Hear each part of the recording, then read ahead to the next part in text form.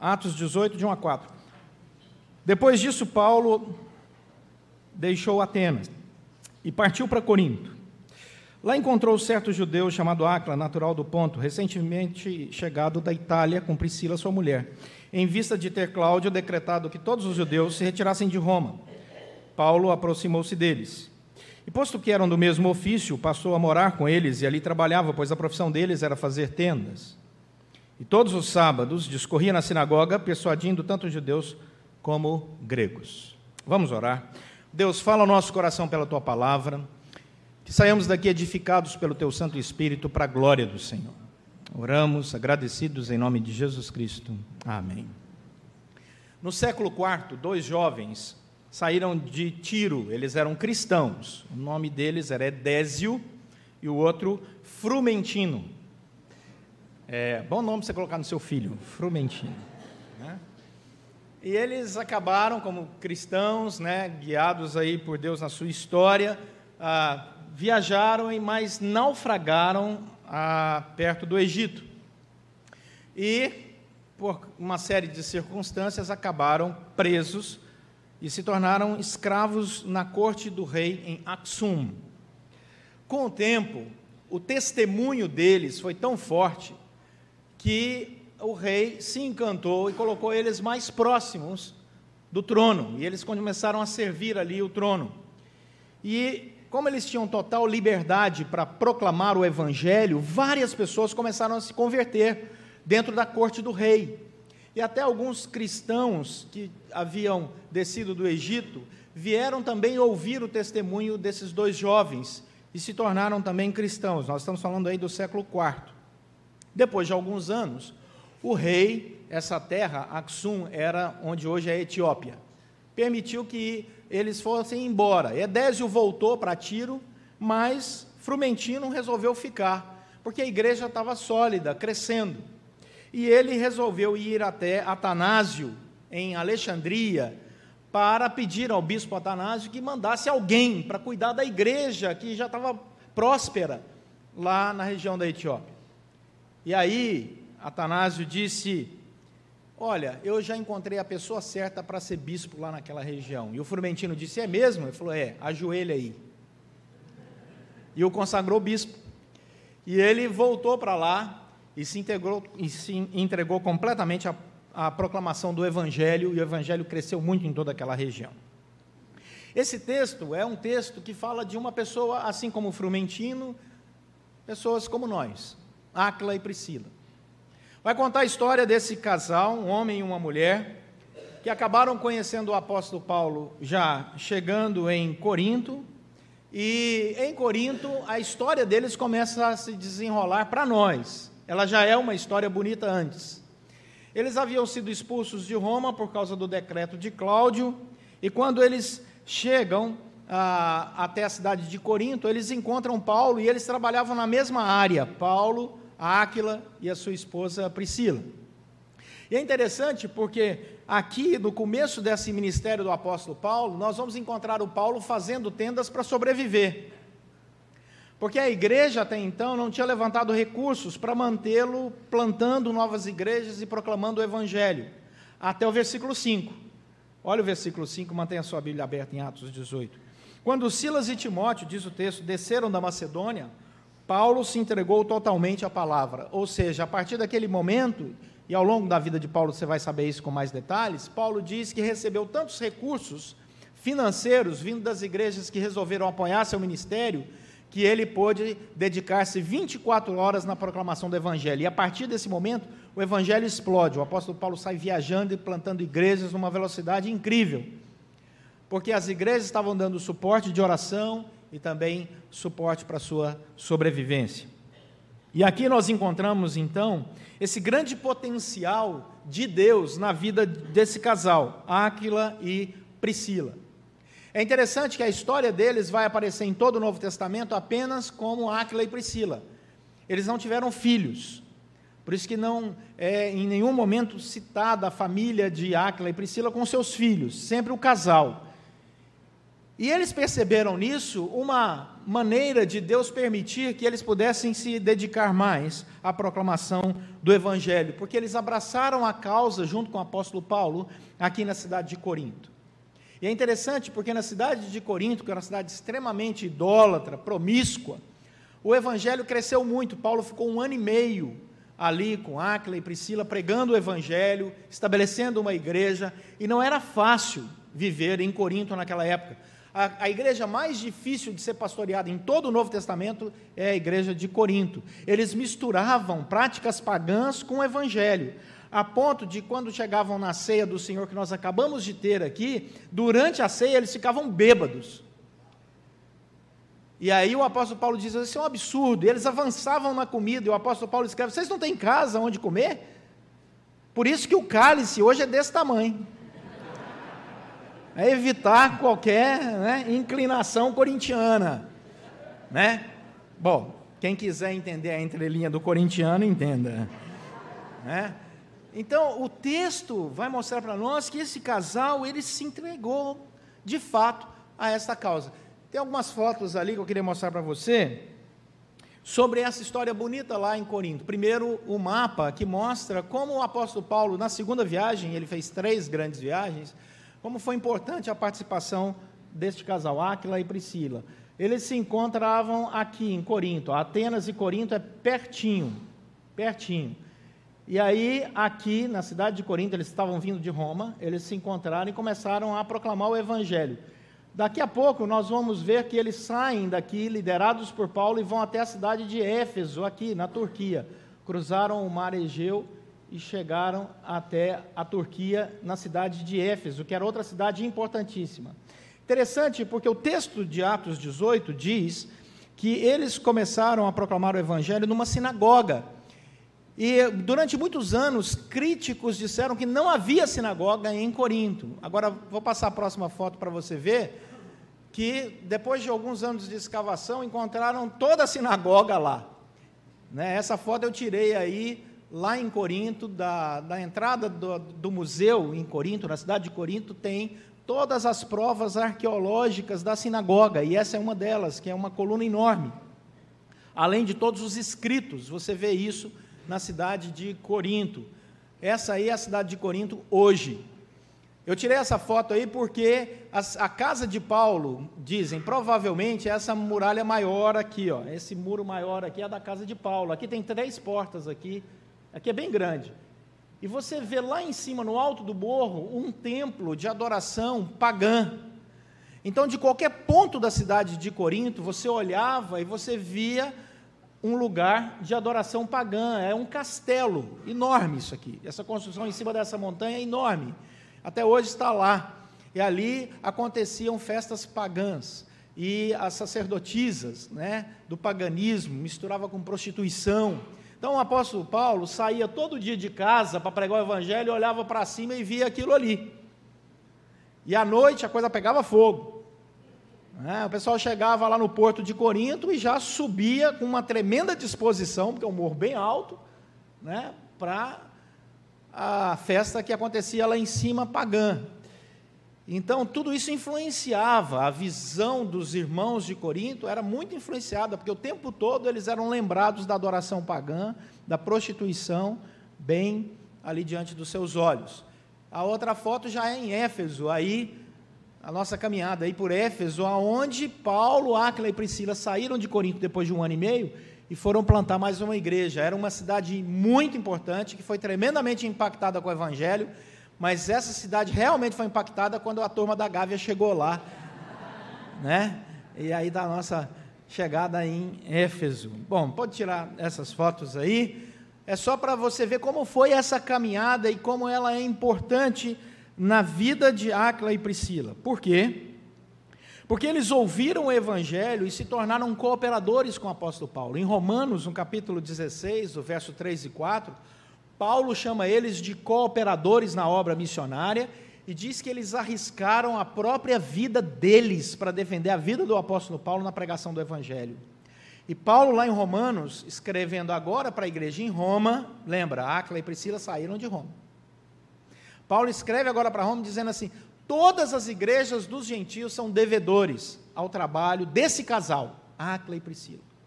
Como eles foram importantes na proclamação do Evangelho, como eles são importantes, porque Paulo está escrevendo, eles ainda estavam vivos quando ele escreve a Roma. E aí você vê que eles entenderam aquilo que João Calvino, quando comenta esse texto, diz, que o testemunho deles era de fundamental importância para que todos os cristãos pudessem olhar e não fracassar na sua vida espiritual e nem ainda permitir que a devoção religiosa desfalecesse. No meio de muita dificuldade, eles continuaram firmes no Evangelho, abrindo as suas casas. Estavam em Corinto, a casa deles estava aberta, uma igreja foi fundada lá. Viajaram para Éfeso, mudaram para Éfeso, abriram a sua casa e transformaram a sua casa num lugar de oração, e a igreja foi ali organizada na cidade de Éfeso por causa do testemunho deles. Não apenas isso, em Éfeso também o apóstolo Paulo fica 3 anos, ele organiza uma escola de teologia e prepara pastores para plantar igrejas em todos aqueles lugares. Então eles ouviram, e quando o apóstolo Paulo saiu de Éfeso, na primeira vez que ele chega lá com eles, ele fica pouco tempo com eles, ele vai embora, eles estão ali, olha que interessante o verso 24 a 26 do capítulo 18, olha aí na sua Bíblia, verso 24 a 26 diz que durante um tempo, chega a Éfeso um judeu natural de Alexandria, chamado Apolo, homem eloquente e poderoso nas Escrituras.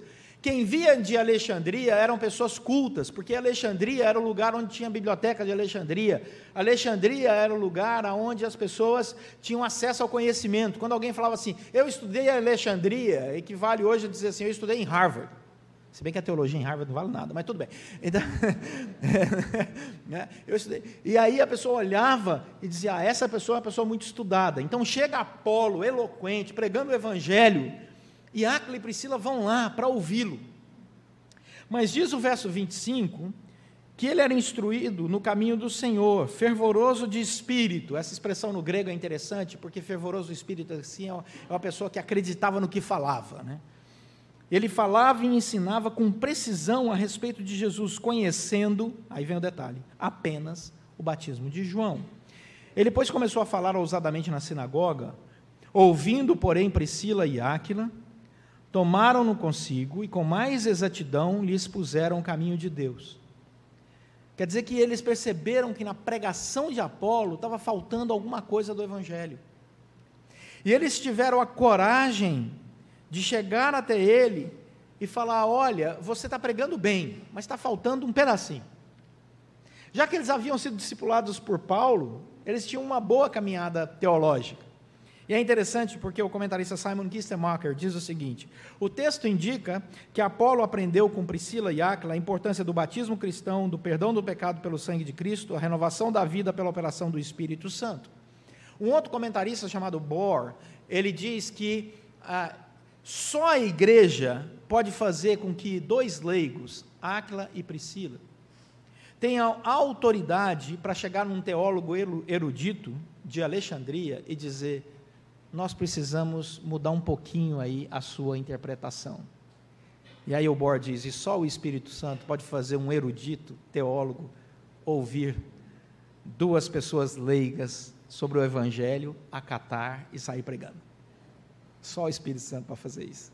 No meio não cristão é muito difícil que isso aconteça. Apolo então se torna um dos maiores pregadores. Olha o verso 28. Com grande poder, Apolo convencia publicamente os judeus, provando, por meio das Escrituras, que o Cristo é Jesus. O Apolo ficou melhor depois que ele passou na casa de Áquila e Priscila. Que espetáculo o testemunho deles. Mas como se não bastasse, em 1 Coríntios capítulo 16, verso 19, quando Paulo está terminando a carta de 1 Coríntios, Paulo diz que aqueles irmãos ali estão recebendo agora com carinho um abraço daquela família querida de Áquila e Priscila. Quer ver? Olha lá em 1 Coríntios capítulo 16, verso 19, no finalzinho Paulo diz assim, 1 Coríntios 16, 19, as igrejas da Ásia vos saúdam. Portanto, Paulo estava na Ásia, em Éfeso.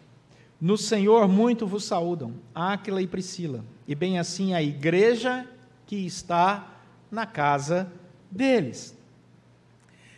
Interessante, o testemunho que Áquila e Priscila deixaram em Roma fez com que Paulo mandasse abraço para a igreja de Roma e lembrasse da igreja de Roma que Áquila e Priscila existiam.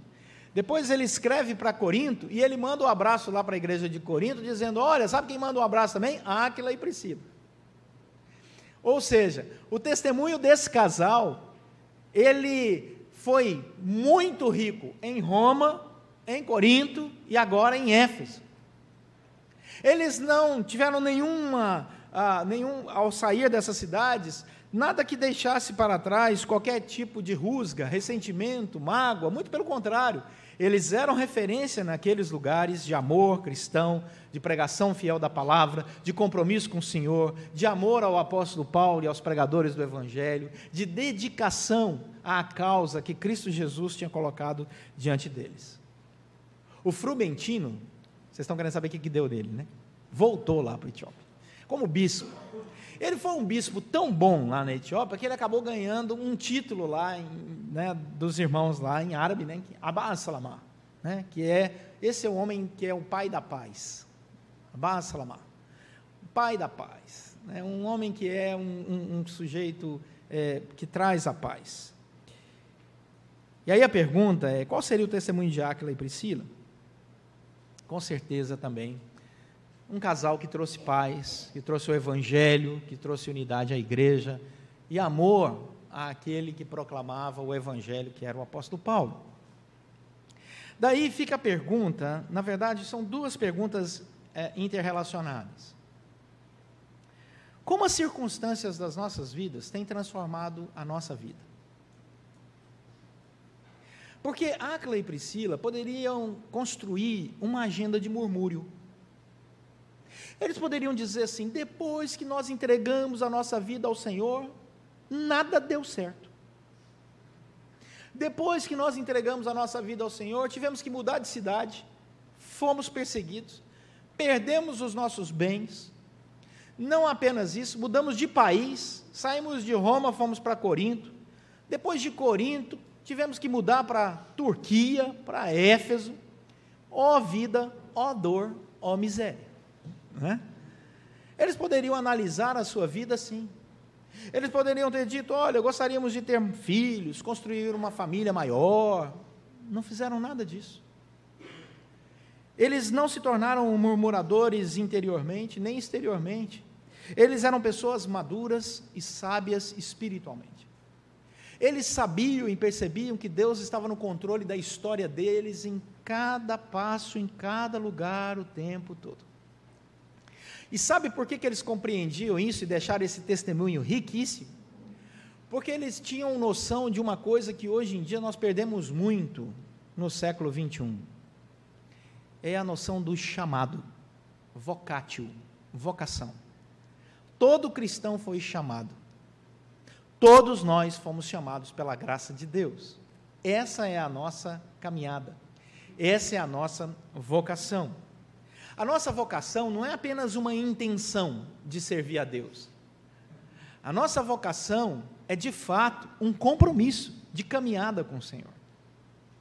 Nós não fomos chamados por Deus para sermos os consumidores da fé.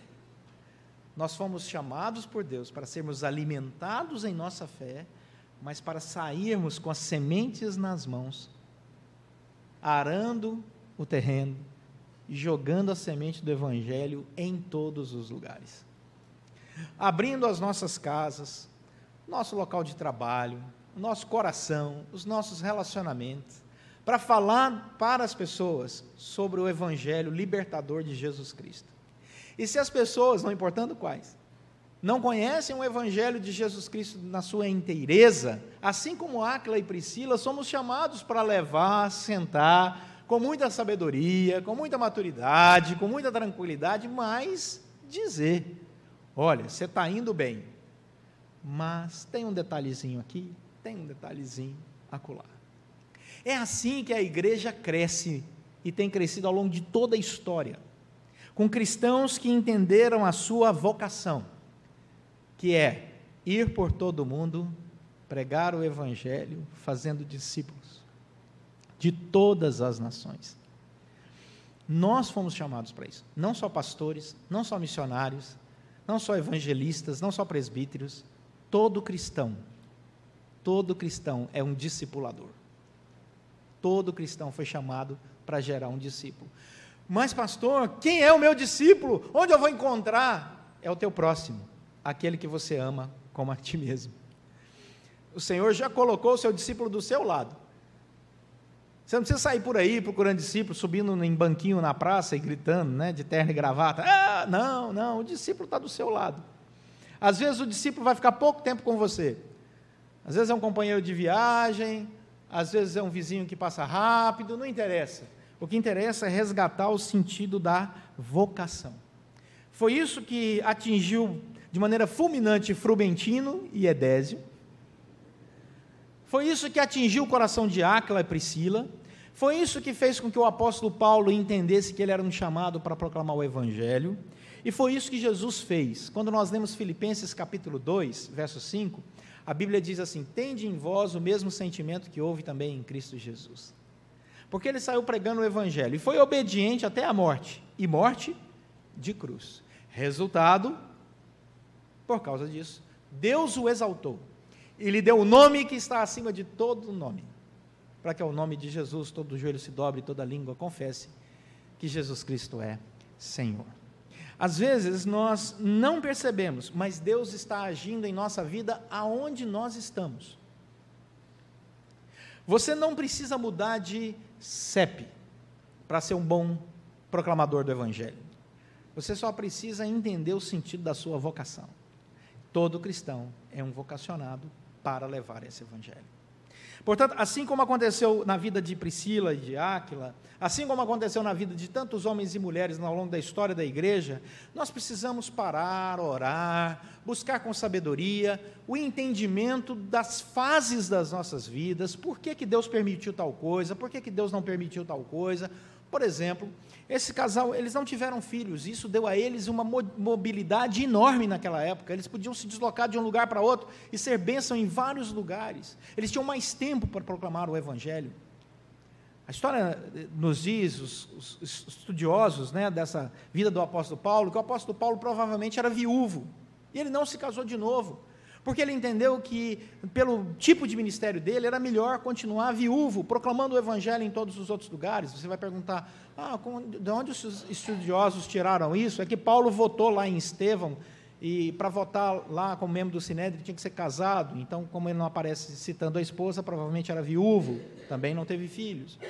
Então você vê que as pessoas na Bíblia, elas entendiam as circunstâncias mais adversas da sua história, como um meio pelo qual Deus permitiu, agiu e preparou para que eles fossem mais utilizados, tivessem mais abrangência na obra missionária deles. Em outras palavras, nada na nossa vida é por acaso. Nada. Deus está sempre escrevendo a nossa história. Você nasceu onde nasceu porque Deus quis, na família que você nasceu porque Deus permitiu, no Brasil porque Deus assim quis, no Rio de Janeiro porque você é sortudo, morar na cidade maravilhosa, né? Então, Deus move a nossa história. Deus move a nossa história. E nós precisamos olhar para esse mover, esse agir de Deus como bênção sobre nós e também como canal de bênção através de nós, pela obra do Espírito Santo a outras pessoas. A sua família é abençoada por ter você nela. Não duvide disso. Em 1 Coríntios, o apóstolo Paulo diz que um homem que não é cristão casa com uma mulher cristã, ele recebe bênçãos. Uma mulher não cristã, quando casa com um homem, está casada com um homem cristão, ela também recebe bênçãos. Porque esse processo aconteceu de conversão depois que o casamento já havia se realizado, porque o apóstolo Paulo diz que o ideal é que se casem debaixo da mesma fé. Mas às vezes o casal casou e o marido converteu, a esposa converteu, e aí o apóstolo Paulo responde em 1 Coríntios, está havendo bênção ali, porque o Senhor está derramando bênção através daquele cristão.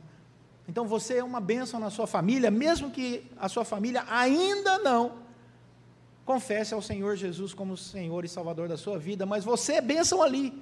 seu testemunho, suas palavras, o seu jeito, mesmo quando eles dizem assim, você está difícil, pode acreditar, está mesmo, mas você continua sendo bênção. Porque o Senhor é maravilhoso, Ele tem objetivo, projeto, propósito para cada um de nós. Você está trabalhando no lugar onde Deus te colocou para ser bênção. Você tem vizinhos para que você seja bênção na vida deles. E você está nessa igreja porque Deus quer fazer de você uma bênção aqui também. E você já é. Já é. Portanto, Áquila e Priscila é esse modelo de vida para todos nós. Que possamos olhar para eles, olhar para a nossa vocação, olhar para as circunstâncias da nossa vida e que elas sempre nos transformem para melhor, para pessoas mais maduras, mais sábias, que servem ao Senhor em espírito e em verdade para a sua glória. Amém? Vamos orar.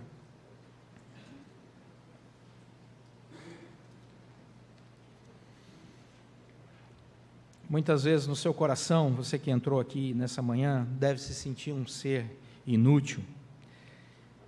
Quantas vezes você já pensou, não tenho feito nada,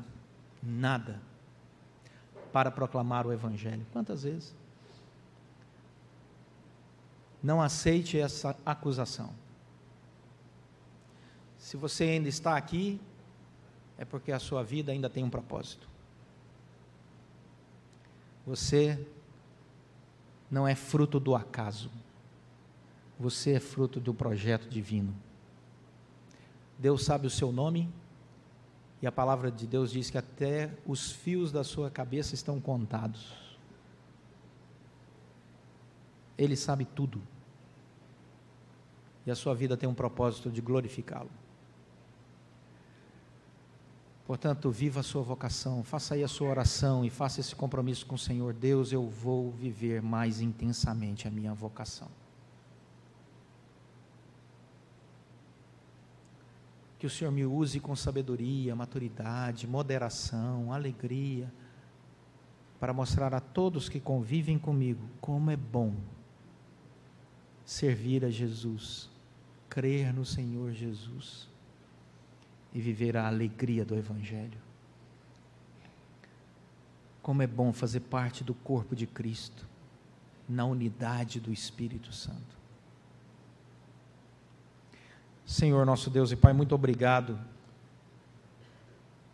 porque o Senhor nos tirou de uma vida sem sentido para uma vida repleta de significado. O Senhor nos amou e o Senhor nos ama, e a Tua palavra diz que amará para todos sempre. Nós te agradecemos pela obra de salvação em Cristo Jesus, porque Ele veio, nos amou a tal ponto de morrer por nós e ressuscitar ao terceiro dia para nos dar vitória sobre a morte. Muito obrigado, Senhor, pelo poder do Espírito Santo que restaura, renova e enche a nossa vida na caminhada. Quantas vezes, ó Deus, estamos exaustos, cansados e nos sentimos amparados pelo Senhor, renovados pela ação do Teu Santo Espírito. Obrigado, Senhor. Obrigado, Senhor, porque o Senhor tem nos dirigido os passos, e nós reconhecemos isso, que a nossa vida está entregue nas Tuas mãos, e contigo está o engrandecer e a tudo dar forças. Muito obrigado, Senhor. Agora, Deus, em nome de Jesus, faz com que cada irmão e irmã possa viver o Evangelho com a alegria e a altivez no Espírito, para a glória do Senhor. Não permita, ó Deus, que as tentações, o inimigo da nossa alma, venha nos desacreditar a nós mesmos, em nome de Jesus Cristo. Que possamos viver sensata, justa e piedosamente o Evangelho de Cristo Jesus, com imensa alegria. E que a alegria nos nossos corações, que vem do Senhor, porque a alegria do Senhor é a nossa força, como diz a Tua palavra, possa ser algo tão evidente, ó Deus, que seja até contagiante, e que as pessoas possam desejar viver essa alegria de Jesus Cristo, a partir do nosso testemunho pela obra do Teu Santo Espírito nos corações. É o que pedimos, em nome de Jesus Cristo, nosso Senhor e Salvador. Amém.